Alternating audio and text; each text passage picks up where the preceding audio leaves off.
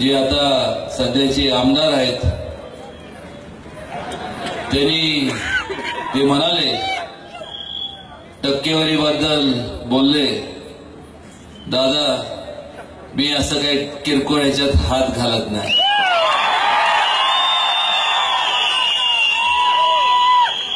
मी काय पॉकेट मार वाटलं.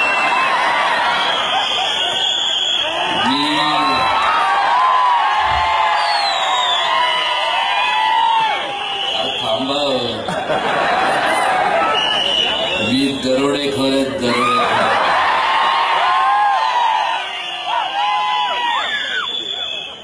आणि दरोडा घातलाय तो माझ्या कामाच्या आणि प्रेमाच्या माध्यमातून संपूर्ण या सातारकरांच्या मनावरती घातलाय.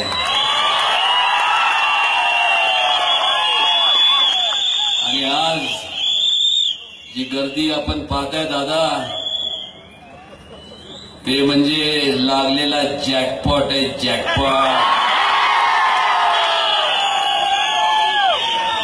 म्हणजे लंगडा.